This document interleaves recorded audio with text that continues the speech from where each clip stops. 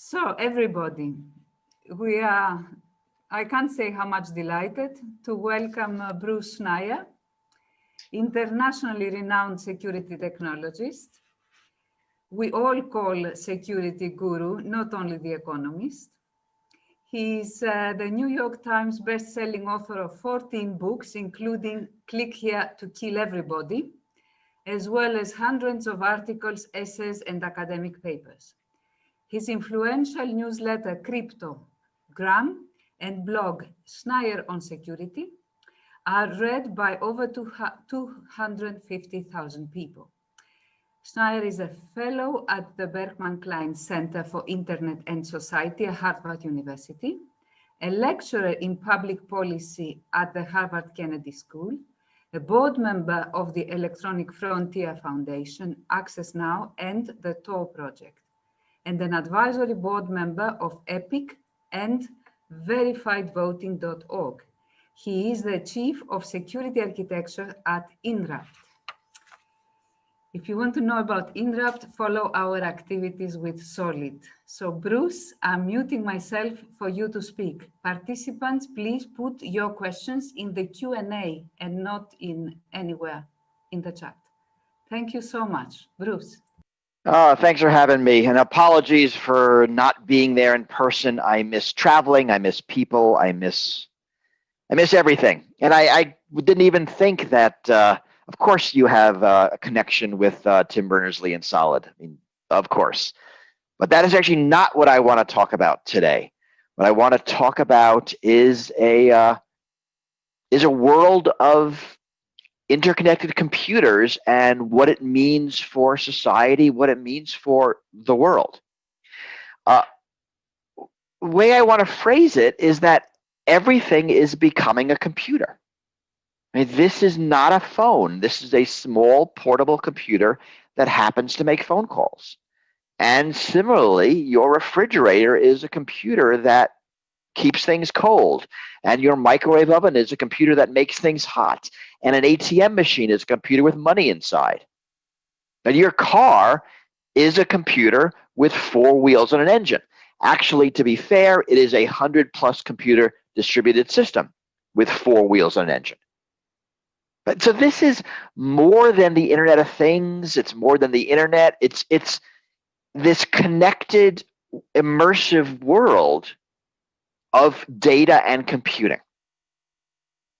And it means a few things for me, for my discipline, that internet security becomes everything security, and all the lessons from my world become applicable to everything everywhere.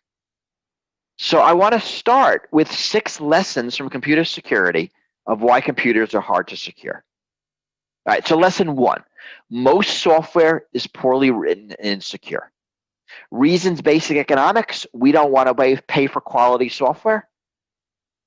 There's a joke about restaurants, good, fast, cheap, pick any two. It's also true about software. And we tend to pick fast and cheap over good. Now, poor software is full of bugs. Some of those bugs are security vulnerabilities. And the software we use has hundreds or thousands of vulnerabilities in it because we don't want to pay for better. 2, we never design the internet with security in mind. Now that seems crazy when I say it today, but in the early days of the internet, 2 things were true. 1, it wasn't being used for anything important ever. And 2, constraints on who was able to access the internet meant it was a very specialized toy. And because of those 2 reasons, there was a conscious decision to ignore security and push it to the endpoints. And we're still living with the effects of that decision in the domain name system, internet routing, packet security, email addresses, on and on and on. The core protocols are not secure because they were never designed to be secure. Lesson 3 is the extensibility of computerized systems means everything can be used against us. Now, extensibility is a property that computers have that other things don't. And it basically means that you can't constrain the functionality of a computer, right? Because it runs software. When I was a kid, I had a telephone, big black thing attached to the wall with a cord, great device, electromechanical, but it could only ever be a telephone, right? This is a computer that makes phone calls. It can do whatever you want. Apple's first slogan for the iPhone, there's an app for that. You could download new software on this and give it new functionality. And that means this continuously evolves, which it means it's hard to secure, right? As a designer, you can't anticipate every use or condition. And you can upgrade this, right? When this thing logging in, when someone drops malware on this phone, they're giving me new features. It's not features I want or asked for or even know about, right? But extensibility can add insecurity. Lesson 4 is about complexity. Right? The complexity of computerized systems means attack is easier than defense. Now, this is actually a big point, which I'm going to only skate across the surface. Complexity is the worst enemy of security for a whole bunch of reasons. Right? The attacker has to find one unsecured avenue for attack. The defender has to secure every possible attack. The larger the attack surface, the more potential vulnerabilities. But it basically means that attack is easier than defense and that testing is hard for complex systems, for computer systems. Because honestly, the internet is the most complex machine mankind has ever built. Lesson 5 is that there are new vulnerabilities in the interconnections. The more we connect things to each other, the more vulnerabilities in one thing affect other things. And so 2016, the Dyn botnet, vulnerabilities in DVRs and CCTV cameras allowed hackers to take over those devices, launch massive DDoS attacks against a domain name server, and drop about 25 popular websites. Right, so that was a cascade of vulnerabilities. 2013, Target Corporation, United States, was hacked by someone stealing credentials from an HVAC contractor in several mid-Pennsylvania stores. My favorite story from 2018, there was a casino in Las Vegas had their financial networks hacked through a vulnerability in, and I'm not making this up, their internet-connected fish tank. Now, vulnerabilities like these can be hard to fix because no one system might actually be at fault. It could be the insecure interaction of two individually secure systems, and we see examples of that all the time. And lesson 6 is that attacks get better, easier, and faster. Some of this is computers getting faster. A password that is insecure today might have been secure 10 years ago, not because we're better at password guessing, but because we're just faster at it. But we do get better at attacks and defenses as well.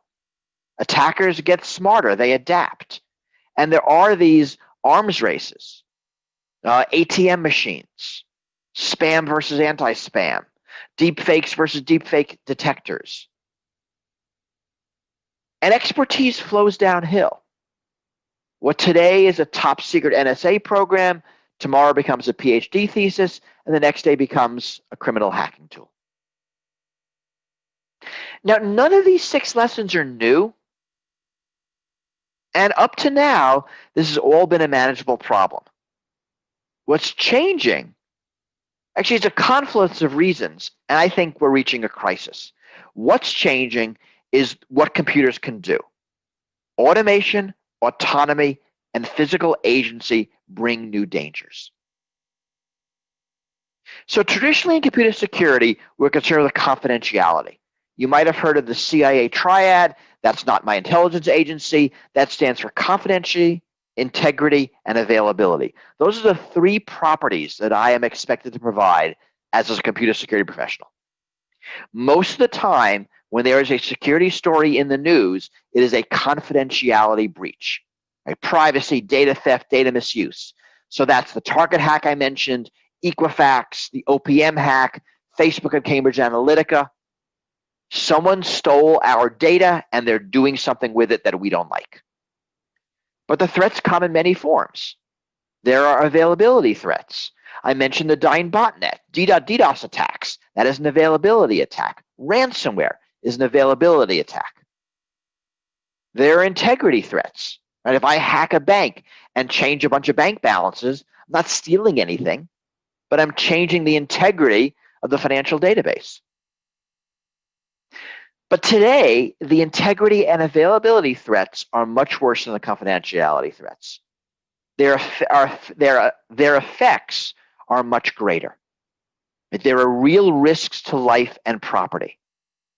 So I am concerned if someone, steals my, someone hacks a hospital and steals my confidential medical records, right? But I'm much more concerned if they change my blood type. Now, I don't want someone to hack my car, turn on the Bluetooth microphone, and eavesdrop on my conversations. But I really don't want them to remotely disable the brakes. That's a data availability attack. So when we think about computers that can affect the world in a direct physical manner, these threats are worse. Cars, medical devices, drones, weapon systems, thermostats, power plants, smart city systems. So we are worried about DDoS attacks against the power grid. We are worried about ransomware against your car, hopefully not at speed. And there is a fundamental difference between your spreadsheet crashes and you lose your data and your pacemaker crashes and you lose your life. And it might be the exact same CPU and operating system and application software and vulnerability and attack tool and attack. The difference is what the computer is doing and what it's attached to. And these trends become even more dangerous as our systems become more critical. So there's one more lesson, that computers fail differently. They all work perfectly until one day when none of them do. And this is important because this is not the way normal systems fail. This is not the way we normally think about failure. Right? So think about cars. Cars have parts. Parts have some mean time between failure. And there is a whole ecosystem of auto repair in your city, in my city, everywhere to deal with this steady state of cars failing. The system is not prepared for every single car now needs to be repaired. And Toyota had this problem, I think 2013, they had a 1.4 million car recall for a software update because they couldn't do software updates any other way.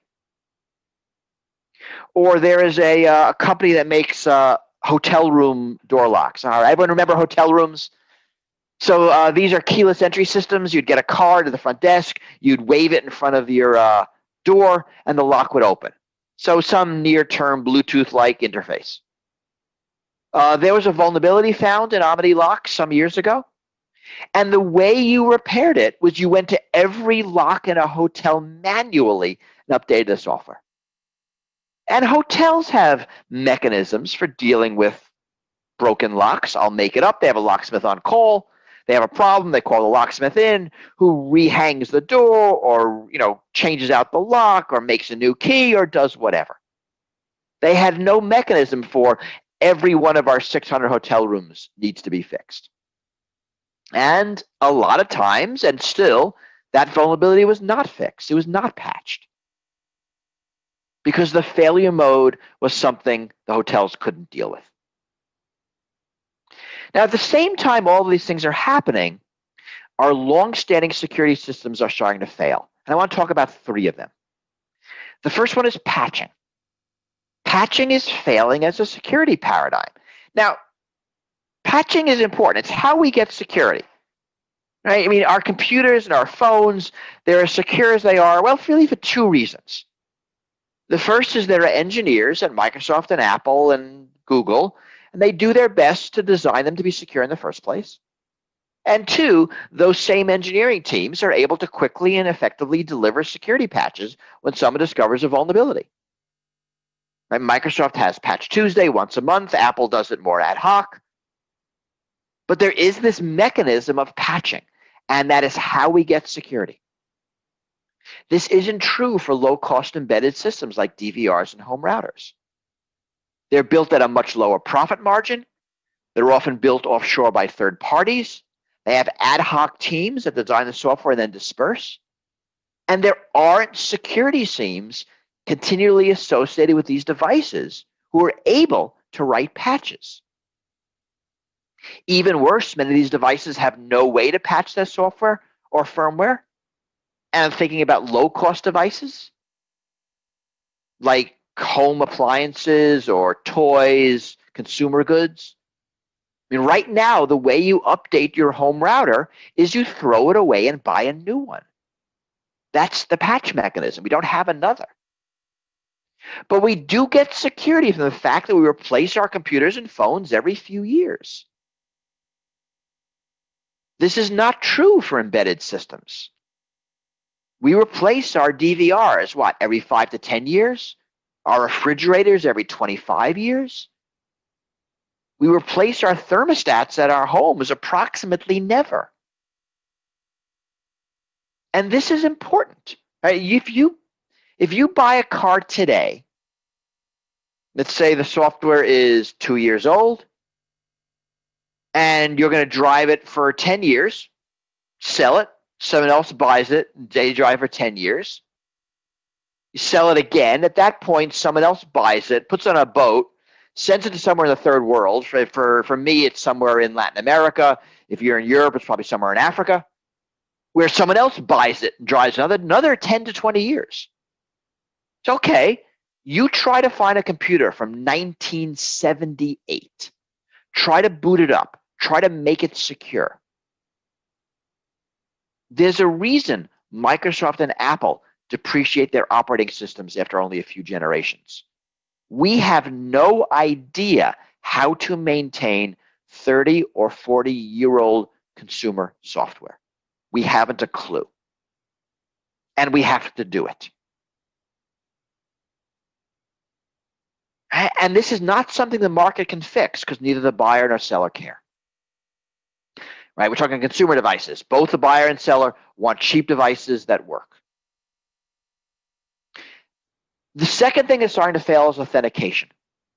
So I'll talk about authentication. I'll demonstrate it. So when we authenticate, we either do one of two things. So I'm going to turn on my phone, get to use Face ID. I got a new phone. It's kind of neat.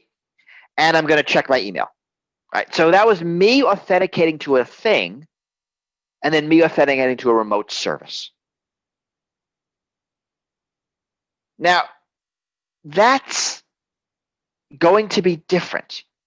What we're going to see is the explosion of thing-to-thing authentication.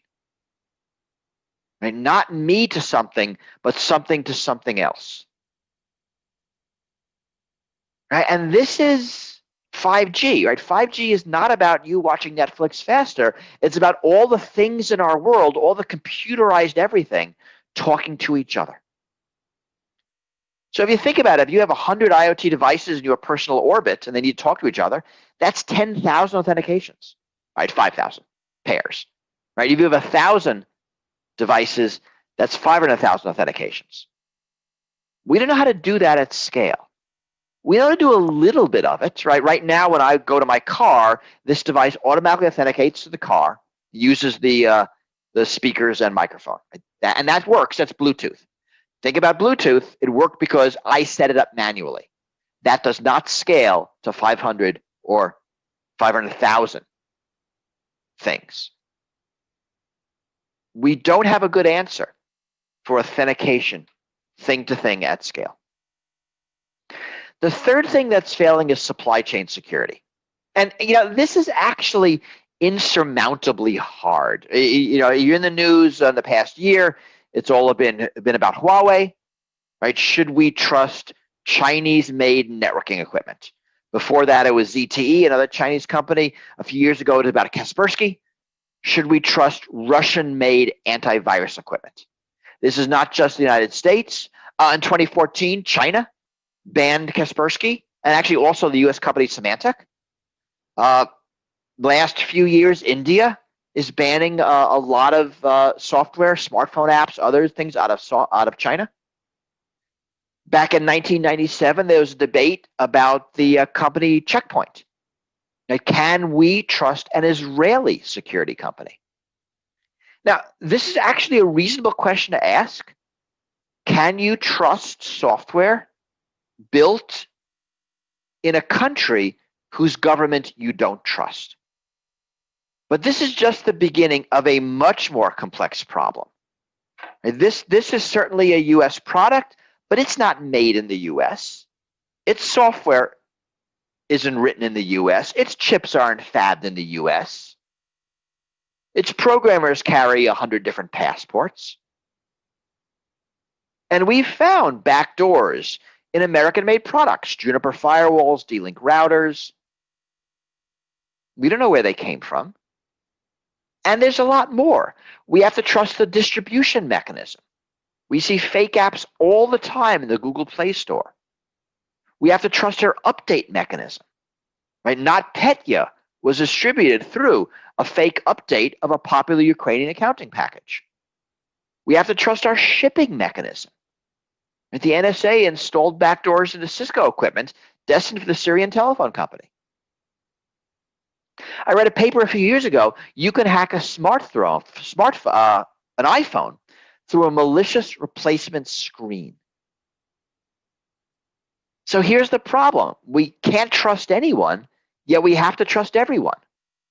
And we actually have no better answer than this. I mean, you can imagine a US-only iPhone. It'll cost 10 times as much. No one will buy it. So there's kind of a perfect storm here.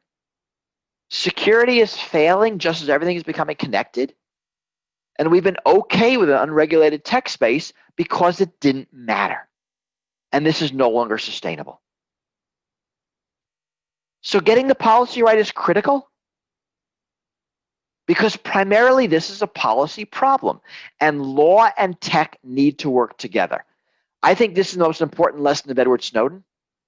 We always knew that technology could subvert law. He showed us how law can subvert technology.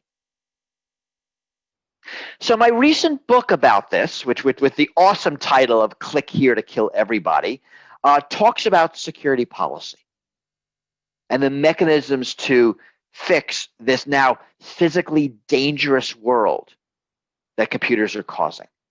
And there are a lot of parts to this: standards, regulations, liabilities, international treaties and agreements, and sort of on and on and on. And I want to highlight two principles: one policy, one tech. The first policy principle is defense must dominate.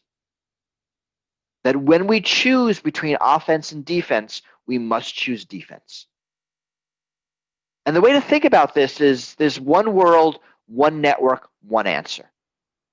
It used to be during the Cold War, we were able to defend our stuff and attack their stuff. Right? NATO defended its systems and attacked Warsaw Pact systems. That's the way it worked. But that doesn't work anymore because today everyone uses the same stuff. We're all using Microsoft Windows and TCP/IP and PDF files and iPhones. And either it's security for everyone or security for no one. Either everyone gets to spy or no one gets to spy. And this really is the answer to the going dark debate, the debate of law enforcement wants to make these insecure so they can spy on the bad guys. And that the answer is that's all well and good, but as long as this device is in the pocket of every single elected official and judge and police officer and CEO and nuclear power plant operator and voting official, we must make this secure, even though it makes it secure for the bad guys. Defense has to dominate. We need to design for security and not for surveillance and not for attack. And that's really important. The tech principle is that we need to build a resilience into our systems. We need to assume insecurity and design systems that work anyway. And we know how to do this. It's things like defense in depth, compartmentalization, avoiding single points of failure, ways to fail safe, fail secure, removing functionality, deleting data, having systems monitor each other. There's a lot of tech we can bring to bear on this notion of resilience. We need to do it. The real question is how to get from here to there. And markets can't solve this. Markets are short-term and profit-motivated at the expense of society. Markets can't solve collective action problems. And government is the entity we use to solve problems like this. Government is how we act collectively as citizens and not individually as consumers. Of course, there are going to be problems. It's hard for governments to be proactive. Regulatory capture is a real worry. And there's this very real problem between security and safety, between a static safety environment and an intelligent and adaptive human adversary. And also how to regulate security in a fast-moving technological environment. Now, the devil is in the details, and I don't have them, but the alternative is not viable any longer. Because here's the thing, governments will get involved regardless.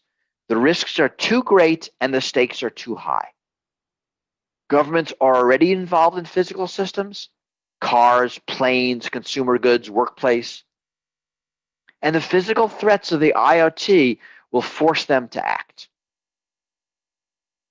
And you know, I often give this kind of talk in Silicon Valley to a very libertarian audience. And I tell them, our choice is not between government involvement and no government involvement. Our choice is now between smart government involvement and stupid government involvement. And we need to start thinking about this, both the pros and the cons, so we are not surprised. So things are not thrust upon us without us having a say. And done right, regulation incents private industry. I mean, the threat I always hear is that regulation stifles innovation. And I've heard it about restaurant sanitation codes, automotive safety, airline safety. There's actually no real evidence that this is true. If we do it right, regulation leads to innovation. Because right now, I have a lot of tech and security that no one is using because the economic incentive isn't there. Regulate the outcomes, you spur innovation in achieving those outcomes cheaply and effectively. Right? That's the mechanism. Right? Raise the cost of insecurity so that companies will spend more on security, and that causes the security industry to innovate. Now, Europe is moving in this direction. GDPR has very strong privacy and security requirements, even stronger penalties. New regulations coming on safety and security, Internet of Things. And in general, I think Europe is the regulatory superpower on the planet right now, the EU in particular. The United States, it's the states leading the way in regulations. Specifically, it's California, New York, and Massachusetts. California has a comprehensive privacy law modeled on the EU GDPR. They passed an enhancement to it last month. California has a basic IoT security law. New York is regulating cryptocurrencies. Massachusetts just passed a law. It was a ballot initiative on right to repair, forcing companies to open up their APIs and their software so we can look at it, we can evaluate it. United States existing federal regulatory agencies are starting to get involved. Aircrafts, cars, drugs, consumer goods. And US Congress will follow slowly. But really, the United States is behind on this, and I look to Europe to take the lead here. And the international considerations are interesting because software is write once, sell everywhere. Right? So right now, the car I buy in the United States is not the same car I buy in Mexico. The environmental laws are different, and manufacturers tune their engines to those laws. But the Facebook I get in the United States is exactly the same Facebook I get in Mexico or you get in Europe. Because that's the way software works. So I mentioned California has a new IoT security law. One of the provisions in it is no default passwords. Now, California is 1/5 the U.S. market. It's basically a large country in Europe. And you can imagine if a thermostat company deletes, changes their software, removes the default password, they're not going to have two software builds, one for California, one for the rest of the US and the rest of the world. That because California mandates no default passwords, you and I will benefit from that. I, in the United States, benefit from GDPR. I see its benefits all the time. I worked for IBM a few years ago, and they said in the early days of GDPR, we are going to implement it worldwide because that is easier than figuring out who an EU citizen is. Right? Smart regulations in a few large markets improve cybersecurity everywhere. And again, I don't see any alternative. There isn't an industry in the past 150 years that has improved safety or security without being forced to by government. Cars, planes, pharmaceuticals, food production, medical devices, restaurants, consumer goods, workplace safely, most recently in the United States, financial products. This is how we improve security in society. So for us right now, I want to see technologists getting involved in policy. As internet security becomes everything security, internet security technology becomes more important to overall security policy. All of the security policy issues of our century will have strong technological components. And we will never get the policy right if policymakers get the tech wrong. This is the going dark debate. This is the vulnerability equities debate. This is the debates about voting machine security, driverless car security. Right, a few years ago, there's a big debate in the United States between Apple and the FBI. And if you watch it, you can see policymakers and technologists talking past each other. The debate on the Digital Millennium Copyright Act has the exact same problem. Today, or soon, the Supreme Court is going to rule on an American Computer Fraud and Abuse Act. And we're going to see again technologists and policymakers talking past each other. Earlier this year, last year, many hearings in the United States where the CEOs of Facebook and Twitter and other companies were dragged before Congress. And again, you saw policymakers with no idea how to regulate technology. We need to fix this. We technologists need to fix this. We need to get involved in policy discussions on legislative staffs, in federal agencies, at NGOs, as part of the press, in academia. Now, this is bigger than security. We need to build a world where there's a viable career path for public interest technologists. We need to do this, or bad policy will happen to us. So thank you. I'm happy to take questions.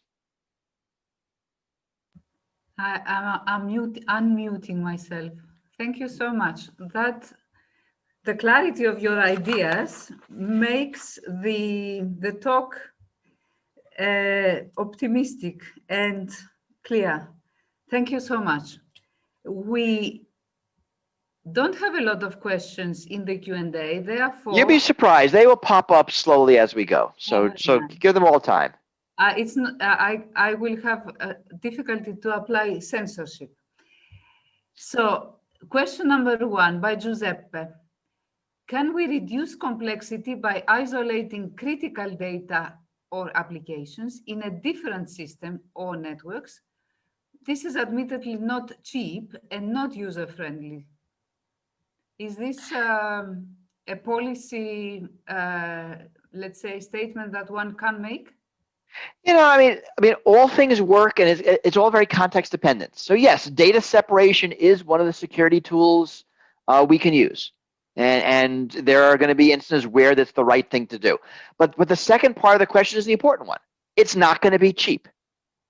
Pretty much everything we want to do in security adds costs, and we have to decide if we are willing to pay that cost. So if we are willing to pay it, the engineers will come up with all sorts of defense in depth and compartmentalization, which is an example of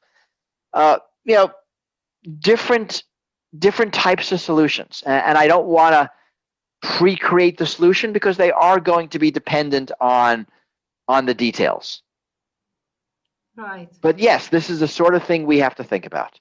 How are we going to do this? And more importantly, are willing to pay for it in money, in complexity, in slower software development, in fewer features, in annoyance. We're going to have to pay in something, or many things. Absolutely. You have mentioned so many times that there's no free lunch. There's another question by anonymous attendee. It's a bit provocative, but that's okay. I don't mind. Yeah, I know you don't.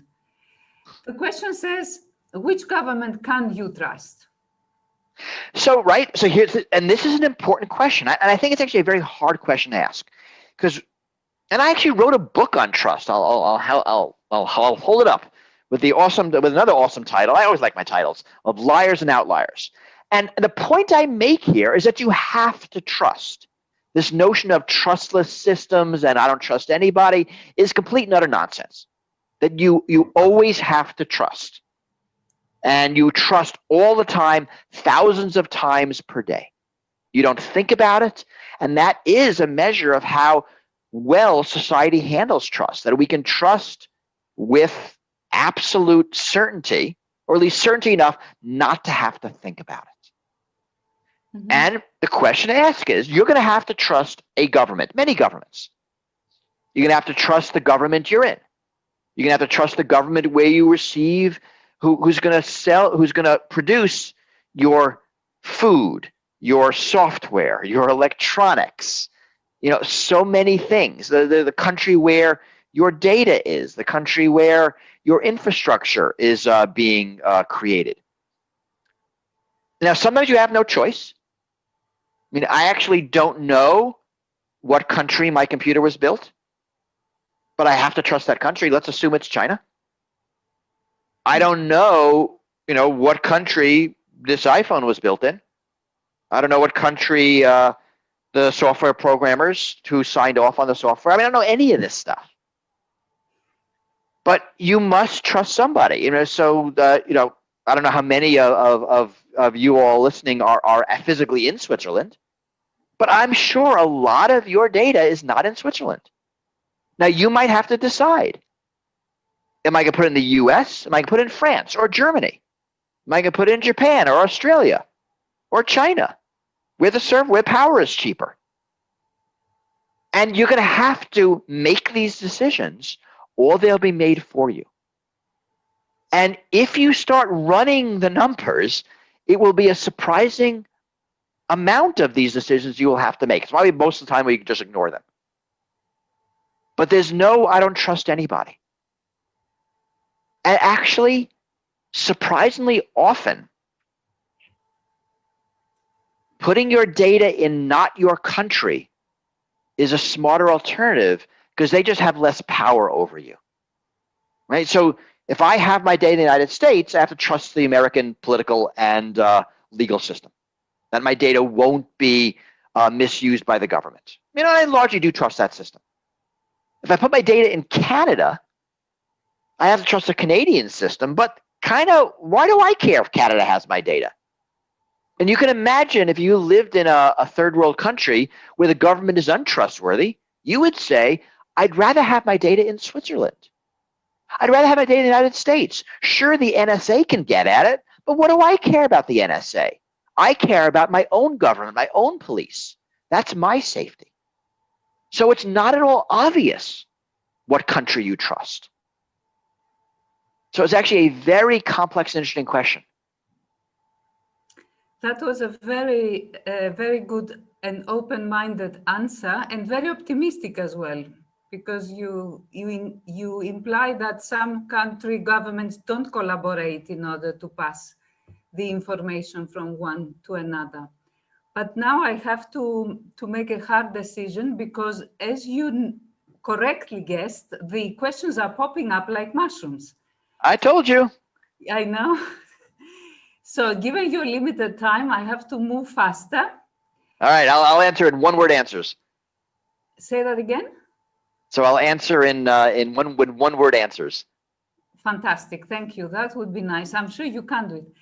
How do you see law and tech working together when you see outrageous requests like the current plan in the EU that tech companies should be required to include master keys in order to decrypt E2E encrypted chat messages if authorities request it?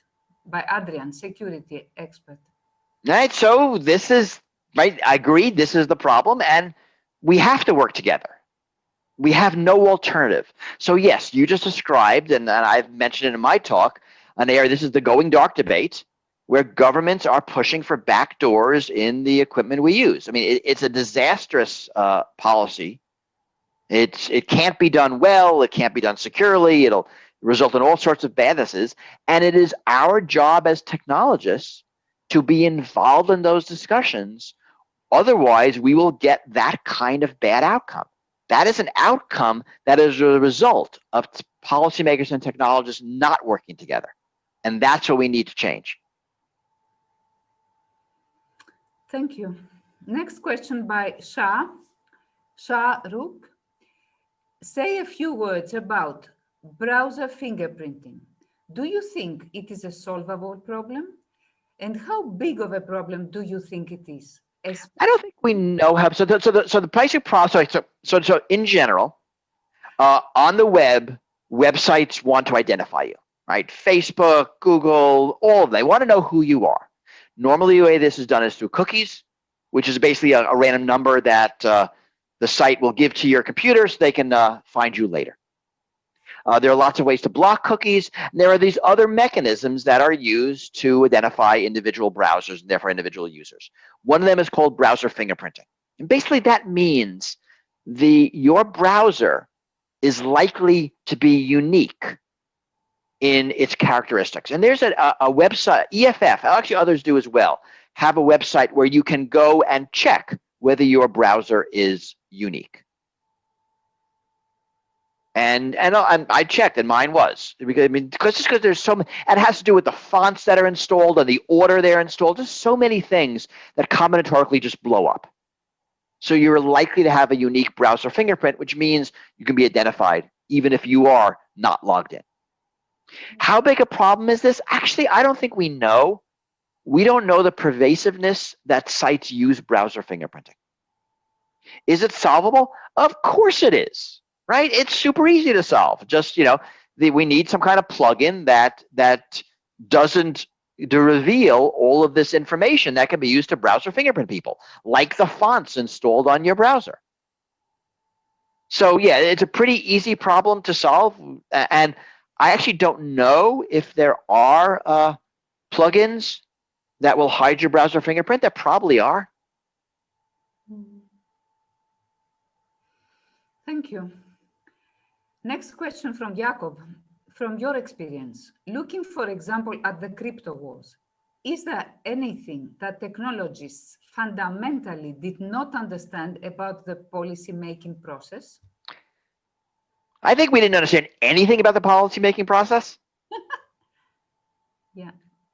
It really was technologists and policymakers talking past each other. And so yes, right? We tend to think that technology is about truth and figuring it out, and policy is about compromise. There's a lot of things that techies get wrong about policy. And I think it'll be a surprisingly illustrative, powerful learning experience for technologists to get involved in policy. So this is related to the next question, but you partially answered by Michael, who said, in what concrete way technologists should get involved in policy making? So there's a lot here, and I actually have a website where I have a lot of resources in this, and it's publicinteresttech.com with hyphens, and you can find all the documents that pretty much everyone has written about public interest tech, and there are lots of ways to get involved, right? And some of it's going into government, some of it is advising government, some is working with NGOs and other organizations. There's a lot here. I don't know if I go into all the details now, but there are just many ways to get involved. We're not really there yet. We do not have this viable career path, and we need to. But go to that website and sort of look around, and I have lots of resources on that. And that's what I sort of recommend to everyone who wants to pay attention to this. I think this is really important. I'll put it on the Indico event for everyone to see. Okay, good. So next question by Pedro. I've seen rumors that Europe may be looking into breaking end-to-end encryption in the future. What are your opinions about this, and how do you think we can ensure true privacy in our communications of the future? So I answered this already. This is the same going dark debate. You ensure it through getting involved in policy. This is not a tech problem. This is a policy problem. Right. But you have said many years ago that privacy is a thing of the past. Did you change your mind? I never said that privacy is a thing of the past. Who said I said that? I was present in that presentation. I never said that privacy is a thing of the past. Right? You are wearing clothes. Privacy is not a thing of the past. I don't know your salary. I don't know your sexual fantasies. Privacy is not a thing of the past. I have never said that. Okay. I never believed it, and I never said it. I'm sorry, I'm dramatizing the situation too much. Sorry. So next question, anonymous attendee. Most engineers active rights now didn't grow up with GDPR and the privacy by design training. What should they do to get up to speed with these privacy and defense topics so that they build better products? It's a good question. It is a good question. I think we have to. I just think there'll be a lot of resources, and privacy by design is a thing. There are books. There are people working on this. There's research. I'd like to see it much more in our academic training, but it is something we need to do. Right. Thank you. Hugo, we often hear that having open standards and open source software is a way to better protect and increase the security of society. Do you believe this, or are we living in a security theater? Half and half. I mean, open source is a security mechanism. Actually, let's pack up.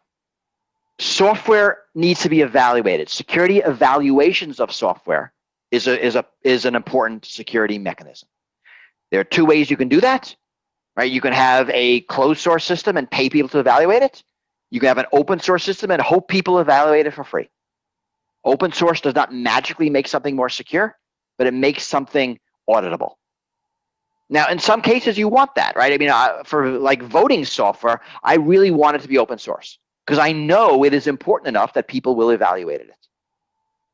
But there's a lot of open source stuff that no one ever looks at. So it's not magic. It just creates the opportunity that it can be evaluated. Right. Thank you. That's revolutionary. About the voting software. Joaquin, in Argentina, we have a law that obliged congressmen to take courses about gender issues. Could a similar thing work to oblige them to teach themselves about information security issues? Not really. I mean, yeah, so that's not going to be the answer, right? We can't create a government where those in charge are experts in everything. Because where are you going to stop? They're going to have to take courses in aircraft design, in pharmacology and medicine, in international relations, nuclear power, agrarian and farm policy. I mean, right, again and again and again. I mean, we live in a very complex technological world, and we can't expect our leaders to be experts in everything. We need systems by which they can get expertise that they don't have. Right? And that's got to be the way we work. I mean, sure, there'll be some doctors in Congress, right? There'll be some computer people in Congress, but it'll only be a few, won't be everybody. Right? But it really is the staffs of these elected officials more than them themselves. That's really different than getting a class in gender and sort of things that are just sort of base in the way our society works. Mm-hmm. Right? These are specialized areas, so it has to be done differently. Thank you. Question by Sebastian. Raise the cost of insecurity makes perfect sense, and indeed government regulations seem the way to push for it. But how in practice a car manufacturer will ensure? So let me stop because you got a long question, and if you read the whole thing, we'll be here for a long time. Okay, I can see the question, and it's about right, how do complex equipment manufacturers ensure that all of their pieces are secure, right? And this is supply chain security. And how does a restaurant ensure that every one of the foods they cook is healthy? I mean, not healthy, is safe. Right? How does right now a car manufacturer ensure that all of its parts are not faulty and won't cause the car to crash? Right? We have a lot of mechanisms for this. And the lesson is, of course, companies will never be able to guarantee their products are secure. Duh. There's no guarantees. I mean, I can't guarantee that when you go into a restaurant, you won't get food poisoning. It's just very, very, very unlikely because we have all of these checks up the supply chain. And we need the same sort of supply chain checks in the Internet of Things. And this is being worked on. This isn't new. Mm-hmm. But that is the way you have to think, that these are complex supply chains, and we need to secure them just like we deal with any other complex supply chain in our society. Right? Airplanes, ridiculous. Airplanes have like 1 million parts. And if they wrong, the plane crashes. Right? This is a hard problem. And yes, flying is the safest form of travel we have, and sometimes planes crash. Cool. So now, because we have to make a decision, because in 5 minutes, it will be 1 hour that you are available for us. All right, so I can read the question, so I can do it quickly myself. That might save some time. All right, someone's asking about harmonizing global privacy regulations, right? GDPR, California, etc. It would be great if they were harmonized. It's a couple of answers to that. One, companies love harmonization because it's easier to comply with all of it at once. As security experts, we kind of like a diversity because different legal regimes do different things, and we like it if I like it if California has more severe privacy regulations than Europe does, right? Because now companies will have to do the best. And one of the problems I have in the United States about a national law in many areas is that it preempts state laws. So I tend to like it when the laws are not harmonized, even though it makes it harder for companies to comply with all of them. Now, you can have real problems. They can be contradictory, and then you've got to deal with that. So right now, no one's really thinking about it, and I'm not convinced it's a good idea. Next question is about electronic voting systems. Can they be trusted, or is pen and paper still the best thing? So what is important is a voter verifiable paper ballot. I do not care how you get it. Right? You can do it on pen and paper. You could do it on a computer and print it out. However you do it, you need a voter verifiable paper ballot. That is what's secure. There is actually no secure alternative. That is an hour-long lecture in itself. I will not go into it. I wrote an article in The Guardian about a couple of years ago, and where I talk about that, but that is the standard. Another question about how current technology can improve democracy to make it more robust, transparent, and efficient.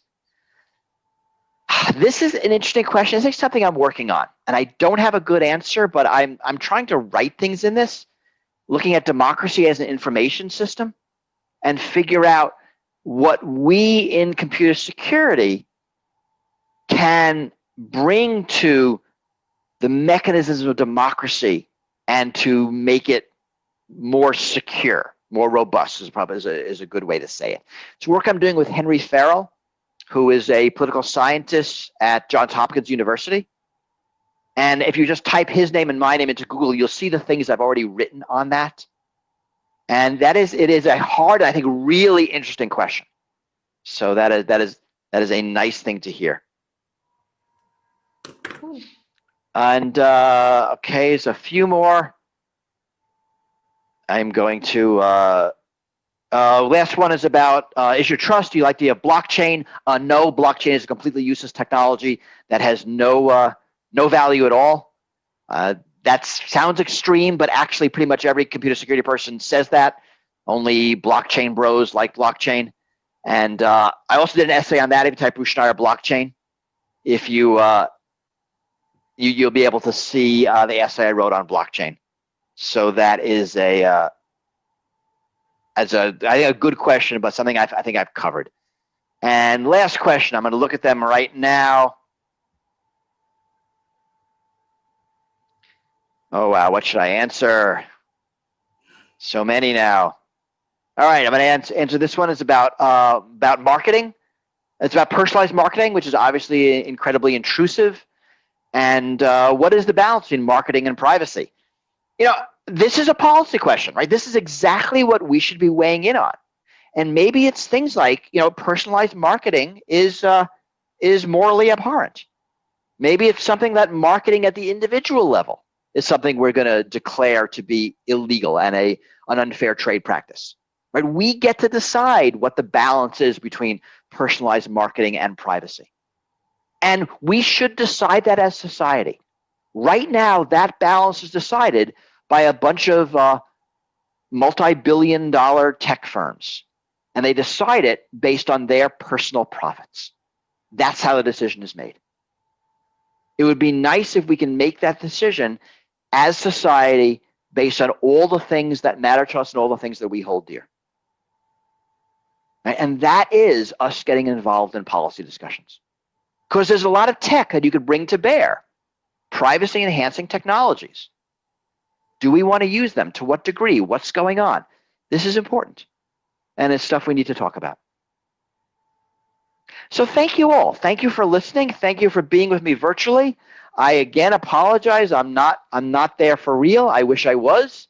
Maybe next year. Thank you. And good luck to us all. Let's hope that 2021 is better than 2020. It should. It should. Thank you so much for your time. We are really grateful. Thank you. Thank you all. Bye.